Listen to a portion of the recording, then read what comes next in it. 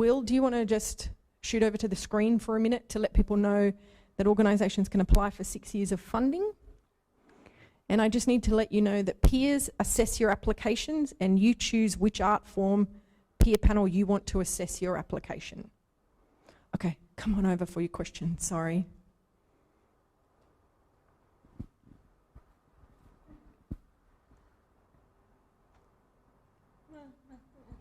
It's actually in relation to my sister, Darlene Thornton, who recently asked a question about eligibility or about peer assessment panels. Let's say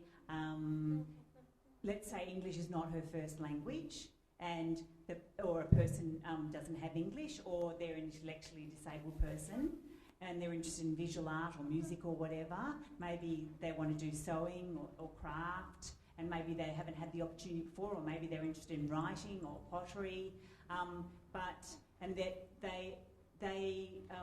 What happens if, according to that list there, it doesn't seem to be really covered? So if it was pottery or sewing or one of those other things. I would say they probably fall under visual arts.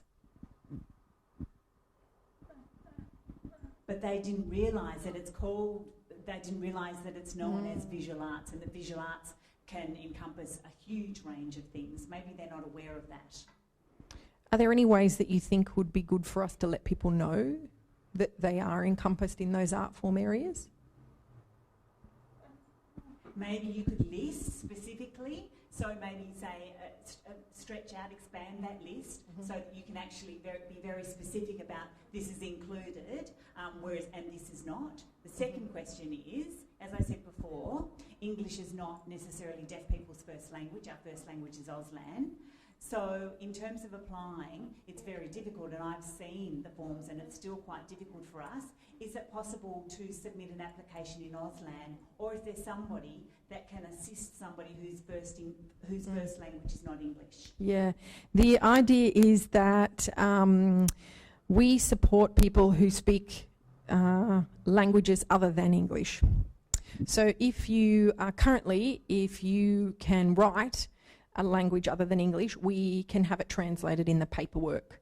Knowing that this question might come up, I was given a little heads up earlier that people might ask this question. So I just contacted the people who work in the grants team in the Australia Council and was greeted with the answer that we will have started a conversation internally, but we will continue to, after tonight's panel, tonight's forum, to look at the ways in which we can support people who speak Auslan as their first language to be able to put in applications to the Australia Council. We don't have an answer about how to do that yet, and by